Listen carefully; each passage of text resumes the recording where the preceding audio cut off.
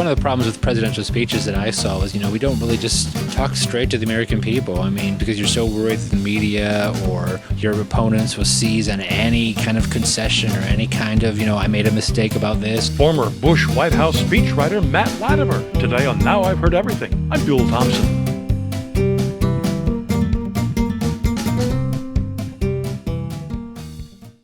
Well, perhaps no job in the corporate world could ever fully prepare you to work in Washington, in particular in the United States Senate, or the Pentagon, or the White House. Now, someone who has worked all three of those jobs will tell you it's not just a different world, it's a different universe. Matt Latimer started his Washington career working in the United States Senate in the early 2000s. At one point working alongside Ann Coulter in one senator's office. Later, he moved on to the Pentagon, where he was a speechwriter for then Defense Secretary Donald Rumsfeld. And finally, in 2007, Matt Latimer joined the White House as a speechwriter for President George W. Bush. And that was a position he held for a year and a half until he resigned in the fall of 2008, disillusioned over the way the administration had handled the financial crisis. Now, a year later, Matt Latimer wrote a memoir, a book he called Speechless.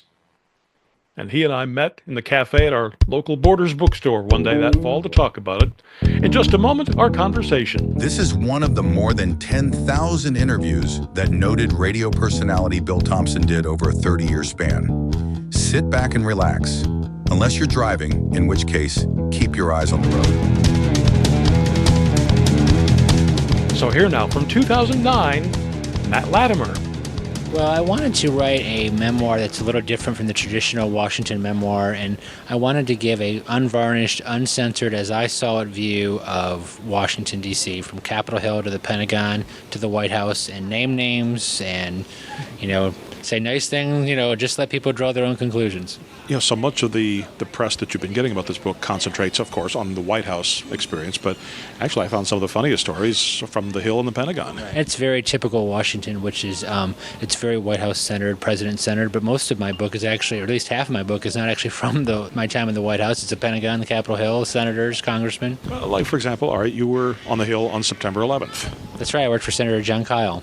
And I was with the senator when we were ushered out of our building to go to a nearby facility, which was not much more secure, where all these senators are kind of walking around sort of bewildered as to what to do. Of course, you were, at that point, not married, I gather, so he sends all the married people home so they can be with their families, and you're thinking, what about us? Yeah, Senator Kyle said, everybody who's got families can go home, and the rest of us are going to stay here.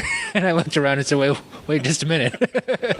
So I guess you could watch the skies for the incoming, but then your mom back home finds out that you're okay over the loudspeaker at school. Yeah, I called my dad, to tell him everything was okay. And as I was talking to my dad, the Capitol Police ran in saying we have to get out immediately. There's a plane heading for the building or something.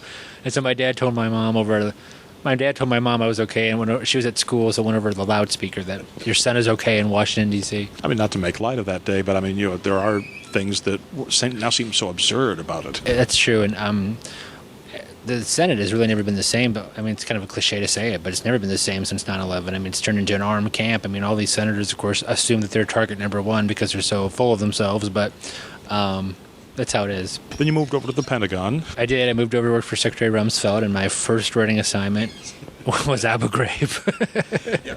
All right, I can't begin to paraphrase the story that you tell in the book, but you found out about Abu Ghraib how? Well, I was in some meeting in the public affairs office, and somebody talked about some photos, and 60 Minutes was going to do something on them, and I just sort of remember hearing the phrase Abu Ghraib, and nobody seemed to be particularly worried about it, but I remember thinking at the time, this doesn't sound very good.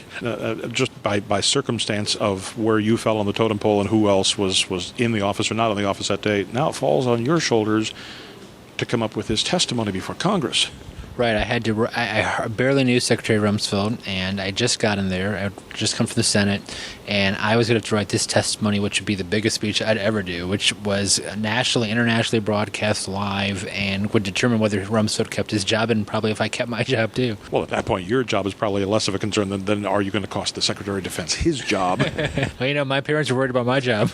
But again, after these baptisms by fire. I mean, you come through okay. You're doing fine. You're advancing up the ladder. Are you becoming? Now we haven't reached the White House yet, but have you become more cynical as by that point? Well, it's very hard to escape from the U.S. Senate, where I worked for several senators, without having some cynicism creep up, because there are very few senators there who remember why they got elected, and they get seduced by all the privileges and the perks, getting somebody to carry their purse around Capitol Hill and ridiculous. Yeah, the purse boy. Yeah, the purse boys who that's what I used to call the young J. Crew aides who carried Senator K. Bailey Hutchison's purse around Capitol Hill. And apparently it's become something of a little bit of a news in Texas, because she's running now for the governor.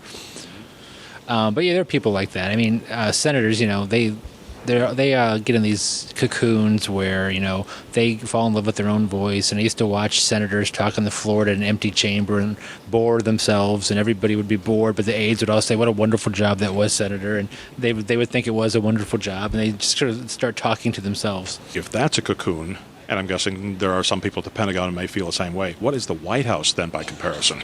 Well, the White House was, I got in 2007 and through 2008, and that was a time when, the president's approval ratings were in the 30s, and you had Iraq and Afghanistan, you had Katrina, you had all these problems, and there was a very, probably naturally in a way, an insular, clubbish, self-protective atmosphere that sort of resisted independent thought and different ideas and criticism, even constructive criticism. It was sort of a siege mentality. The president has famously said that he didn't pay much attention to the news. He didn't watch newscasts, didn't read newspapers. Was that the case? He did often say he didn't read the newspapers regularly, but I don't think it meant that he was out of touch with what was going on. He was pretty well aware of where he was standing with the public, and his parents would read the stuff and watch TV, and Mrs. Bush would. So usually I found in Washington that the principals, their families are usually the ones who are the most upset about coverage, and they're the ones who tell the guy, what's going on. I found it fascinating at different points in your book, especially in the White House years, the things that you had to find synonyms in the thesaurus for. It was a timetable, but you couldn't say timetable. It was a bailout, but you couldn't say bailout. There must have been times when you were thinking, how am I going to explain nationalization? Okay, can't you use the word nationalization? How do you do it? You just try to be a little creative, I guess. One of the problems with presidential speeches that I saw was, we don't really just talk straight to the American people.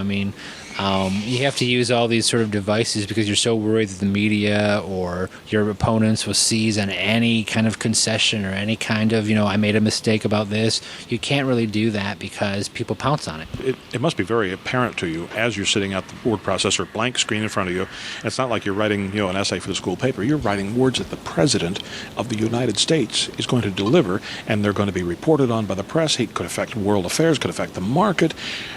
Does that weigh on you, or is it just a job you have to do? You have to put a noun, a verb, things like that? Yeah, well, the only time it really weighed on me was, I was one of the few people in the world who knew about the impending collapse of the financial system, and I had to write with another speechwriter the president's remarks to the nation, announcing what was happening and this bold plan that we were going to have to fix everything. And I remember I walked out to the local Subway restaurant, and I was walking by all these sort of regular citizens, Washingtonians, and none of them had any idea that our entire economy was on the verge of a complete meltdown. But I knew, and my parents didn't know, and I really wanted to call them and say, "Hey, sell all your stocks. This is a big disaster coming," but I couldn't do it.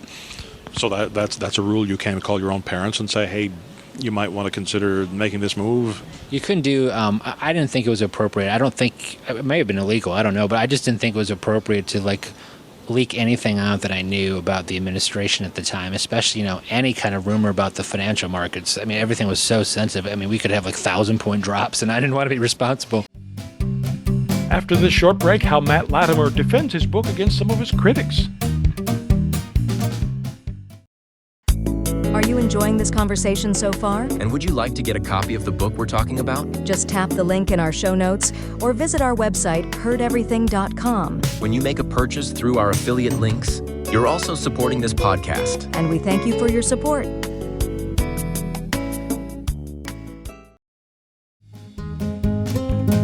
Now back to my 2009 conversation with Matt Latimer. You were in an online chat on the Washington Post, I guess yesterday, the day before, and somebody asked you something along those lines. They said, well, given a book like yours, why would any president trust any of his aides, with anything that's supposed to be confidential in the future? Well, I think that's sort of a funny argument because it's not that I invented the idea of writing a book about my time with the president. I mean, even in the Bush administration, there have been probably been a dozen books by former presidential aides flattering and unflattering about the president and their conversations with him. And I think those are a good thing. I mean, there's a long history of presidential memoirs from speechwriters and other presidential aides, to Peggy Noonan, Bill Sapphire, George Stephanopoulos, and many, many others. And they just sort of help provide more of an enriched view of a president. And in fact, President Bush will be writing his own memoir. I wonder if people will be saying, how dare you relay your conversations with your aides? They thought this was private. Well, actually, I think your book is actually kinder and tamer than a lot of those that you just mentioned. Yeah, I think my book actually, if you really look at it, it's not really a harsh assessment of President Bush. It's just a realistic view of somebody who was in the middle of a lot of very complicated issues. And I think the real objection to the book from a small number of Bush aides is really the way that they're portrayed. That's what they don't like. It's not really about the president, because these people, brought the presidency to the loss of the House, the Senate, and the White House over the last couple of years, and they don't like, being recognized for what they did. And I understand that. And you're getting a little pushback from some of your former colleagues who maybe are a little, I think, was it Dana Perino that said people who work there wouldn't be able to pick you out of a lineup? Or Yeah, but for somebody who isn't important at all, as they say, they sure spend a lot of time responding to my book. But, keep on going. It only gets interest in my book even higher. Tony Fratto calls you, and his words, not mine, a pimple on the ass of life. Yeah, my mother was not very happy about that. Tony's a wonderfully funny person, and I always liked him when I talked to him in the White House, and now I see what it's like to be on the other side of his wit. But, I don't have, people are going to say what they want to say. I doubt Tony had read the whole book. Most people who immediately bloviated and harumphed about it had not read it. They would see it's not largely about President Bush. It's not even really an anti-Bush book. It's just a conservative's view of Washington. Well, I gather that especially some of the early press, there were a few lines surgically excised from the book, put in this context, and then, whoa, look what he's saying about Rumsfeld over here. Right. And it was, that's how, it's just how Washington works and the media works. They pick what they think is sensational. But, even the quotes they picked about President Bush aren't really all that sensational. He thought Joe Biden was a big mouth. What a surprise. He thought that Obama might not have been very well qualified to be president. Most Republicans thought that. Now, much has been made about the comment, when he saw Sarah Palin, what is she, the governor of Guam? He was just kidding, I assume, wasn't he? Yes, and very clearly, again, these are people who hadn't actually read the book, at least not carefully, and Dana Perino actually admitted she hadn't read it carefully. He was joking. Bush is a very funny guy, the president, and he came in one day after she was announced, and he said, I think I've seen her somewhere before. What is she, the governor of Guam? And we started laughing. It was obviously a joke. And but then he did say something that I thought was wise, which was he said, she and her family are not prepared for what's about to hit them, and that's the media onslaught, and that proved to be true. He was spot on. He was absolutely right, and Pat Buchanan and some other people who read these excerpts actually said, he seems smarter and more with it than I actually thought he was. The Bush in your book really comes across as much more nuanced and layered and far less stereotyped than we have come to think of him as. Yeah, and I think that's true. And it's really sad if the view of the world now is we can only have books about presidents that they authorize or that are 100% flattering, because you don't see the real president. Peggy Noonan had some things about Ronald Reagan in her book that weren't the most flattering things, but they help you develop a more of a multidimensional picture of someone. And we might also get a different view of Dick Cheney after reading your book. Yeah, I actually found Dick Cheney to be sort of a low-key, even shy kind of person, and that's not at all his public image. But then again, they always told us it's the quiet ones you have to watch out for. Yeah, that's right. That's what they said about me, the quiet guy in the room. The quiet guy's paying attention. Were you the quiet guy in the room? Yeah, I wasn't somebody who had to have the top front row seat in the motorcades or Air Force One, and a lot of the people that I worked with quite frankly, I mean, I like them personally. They're nice people, but I sort of called it a team of buddies as opposed to a team of rivals. These are people, who liked the president and wanted to help, but they were in positions that they had thin qualifications for. But I don't think you ever made the assertion in your book that that was unique to the Bush administration. No, and that happens in the end of a lot of administrations. You kind of are left with the last of the loyalists and the people who are your friends and who you're comfortable with, especially when you're a presidency that's sort of, unpopular. You want to have people around to make you feel good. That's nothing wrong with that. Even when you're coming under sniper fire and you're wondering, am I going to die with these people?